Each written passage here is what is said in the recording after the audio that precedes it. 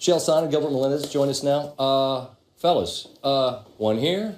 Well, we know this is live, don't we? No, truly this is, because I'm getting yelled at. Get rid of Matic. And by the way, none of us want to fight Matic, so you'll forgive the rude dismissal. Matic, Happy New Year, buddy. Thank you for the chair.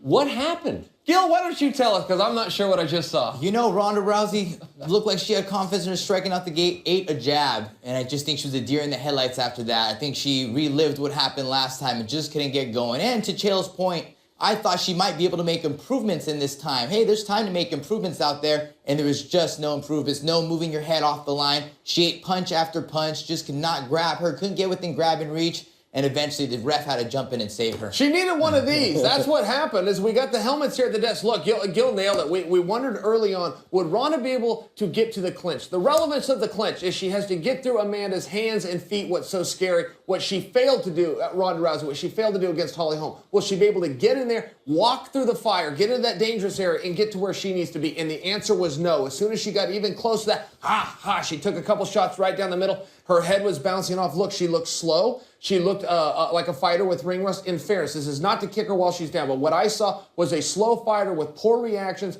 that was hesitant, that was not ready to get into the clinch and do what needed to be done, and she came in second. Does that sound accurate to you? That's actually accurate right there, and I was just very disappointed. There was no head movement at all, just very linear, just straight here, so straight punches down the middle. She did the perfect tactic that Holly Holm did, except a little more vicious, right down the middle.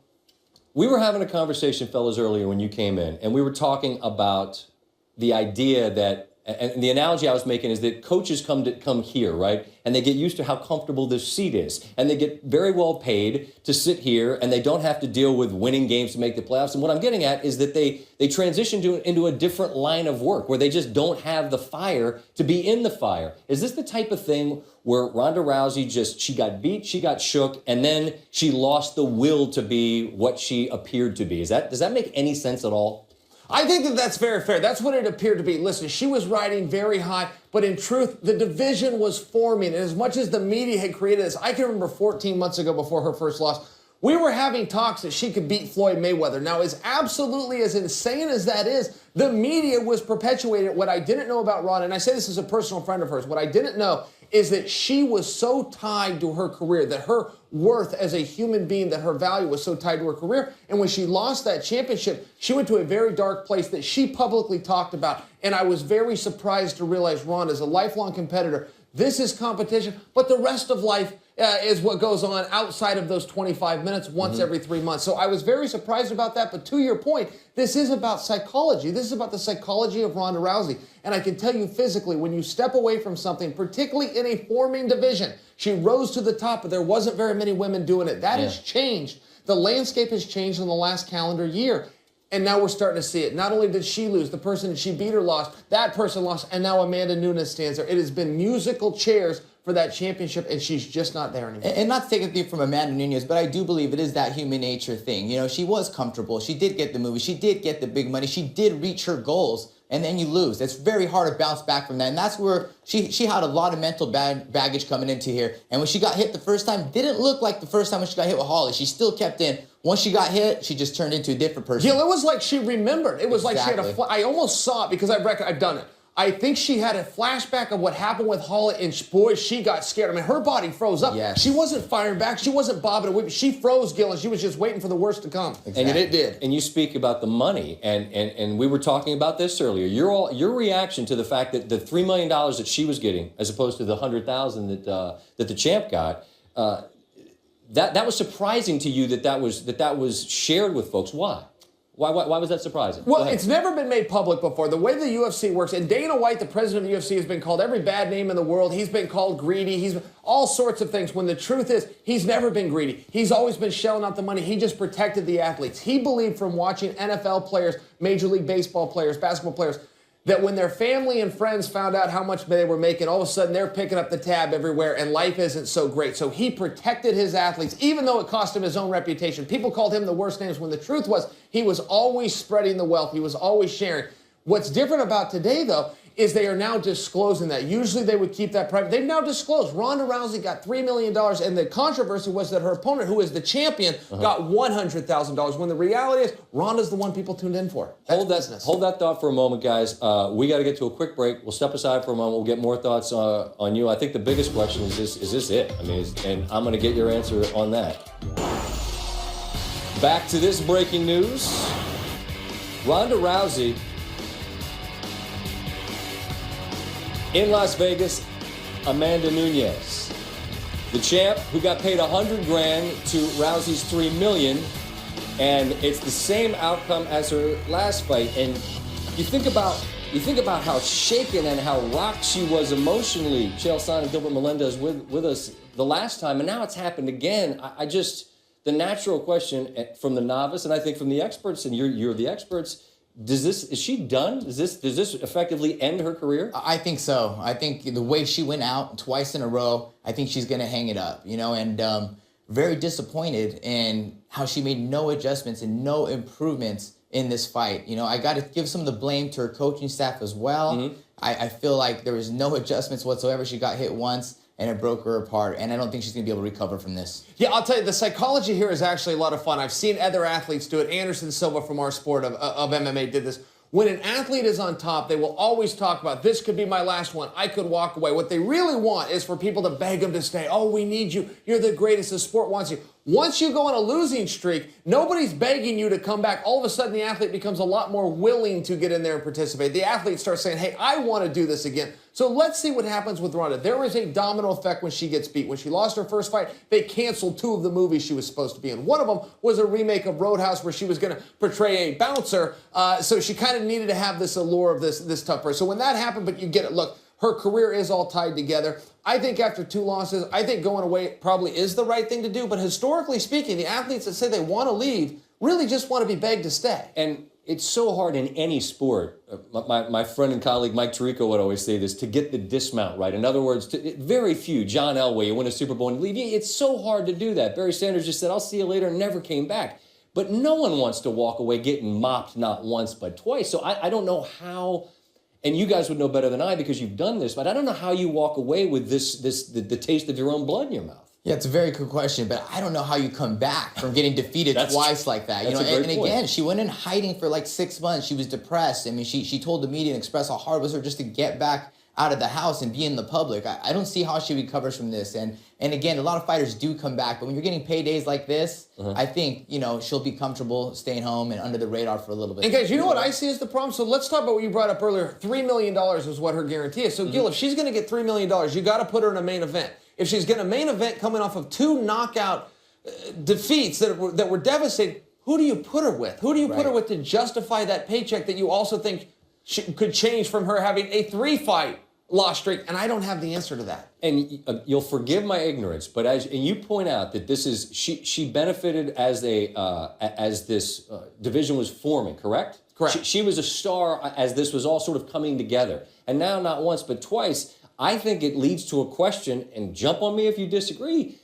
Was this all fraudulent? Was this make-believe? Was who she was a byproduct of what people wished she was as opposed to what she really is? The media created this sensation. This is a fantastic athlete, 2-time Olympian, brought a medal home for this. But different discipline. Absolutely, totally fantastic. What the media had done, and to put her, the greatest athlete of all time, and a once in a lifetime. I'm sitting back looking at her, going, look, in fairness, and again, this is a personal friend, but in fairness, the sport of judo, which she came from, has 0 success in MMA. She is the one and only that's ever succeeded, ever had a title, ever made it to a title fight, ever made it to contention to get into a title fight. It is not an effective art for mixed martial arts. So I'm looking at the skill set, and I'm going, look, this is tough to buy. I'm looking at what the media is saying. I'm going, we've got a real marketing gem here. Let's ride this horse into the ground. No, I feel like she did beat some solid opponents. And I think I want to be careful in how I frame this. I'm not saying that it's all make-believe, but I'm sorry to interrupt you. I just want to make sure I'm giving proper respect. But I think it's a legitimate question that you wonder. Absolutely. And not at all. And I do think she beat those girls, and she had the mystique, and she had the confidence. But if you go back and she runs those fights back against these girls she's beat,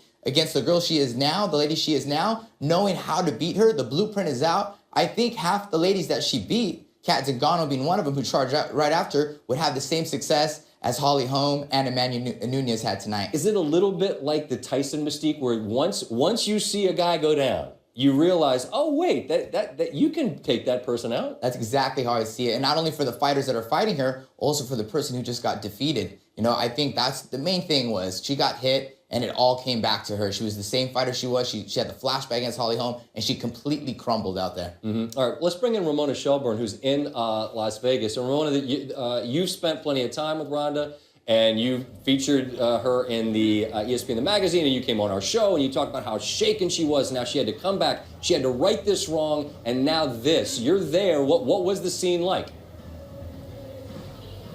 It was stunning. I mean, it felt like you were waiting for her to start fighting. And she got hit, and it was very similar to the home fight where I saw it, I was so close to it, and you saw that first punch hit her. And you know, Scott, you've seen enough fights. Like, when somebody loses, it's how they get back in the octagon and take that first punch. And after she took that first punch, she kept going, but you didn't feel that same ferocity that she used to have. I just felt like I was waiting for her to get going, and Amanda Nunes was not. She attacked her, and it was over before it even started. It almost felt like the other end of a Ronda Rousey fight when she used to win in under a minute. To be honest, I keep thinking back on this conversation I had with Dana White right before the fight. I said, Dana, what do you think? How you feeling? And he goes, I just went back there and saw her. And this was earlier in the night, and he goes, it was like church back there. It was really quiet. And he was like, what's going on in here? Is anybody talking? And apparently that's how they wanted it. But I said, Dana, is that how it normally is when Ronda's getting ready for a fight? And he goes, no, she's usually a little more relaxed. And so I don't know what that means, but it just seems like maybe in some ways when you take something so seriously, there has to be a moment when you do finally relax. And I didn't see it at all.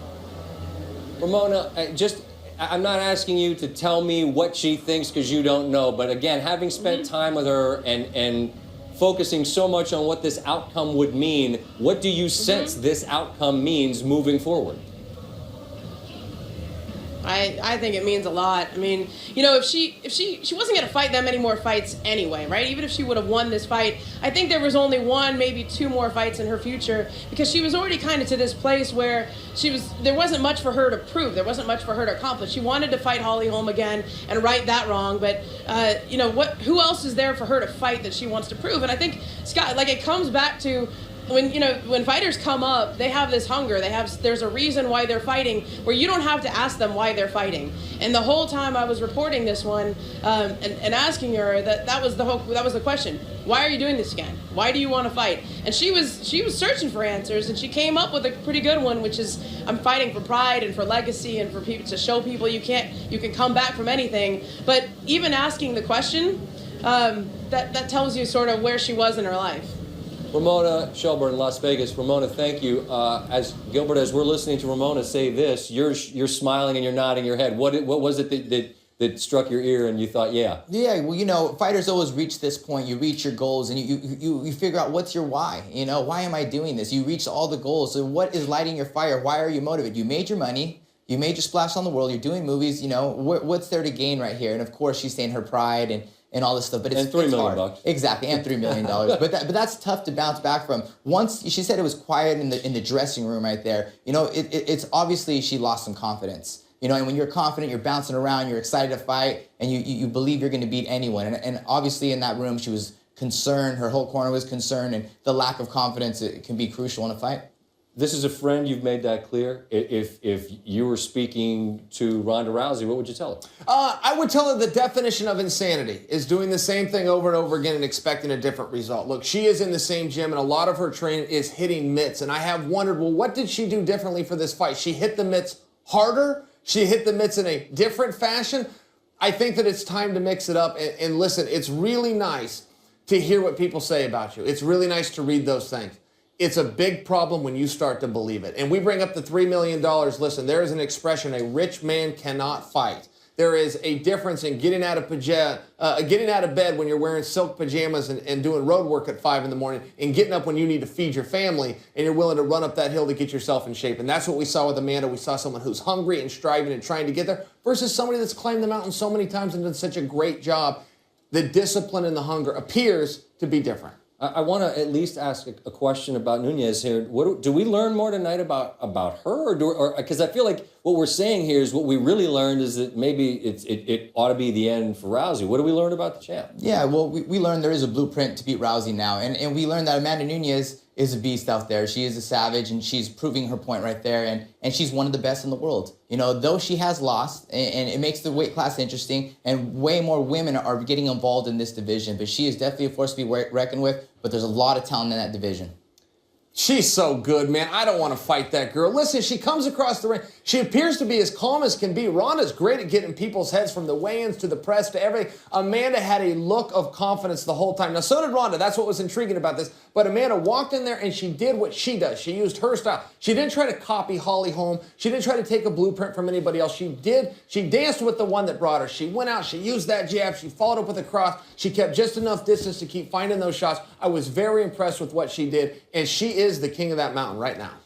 The fun thing about sports, whatever sports, is when we spoke earlier about all the things we might talk about, the one thing we didn't talk about is the one thing that happened. The blueprint that exists and the fact that Rousey gets knocked out again. Fellas, appreciate the time, the context, and your level of expertise. We got nowhere else to be. Thank you. Happy New Year. I appreciate you being here. Thank you, boys. Thank you.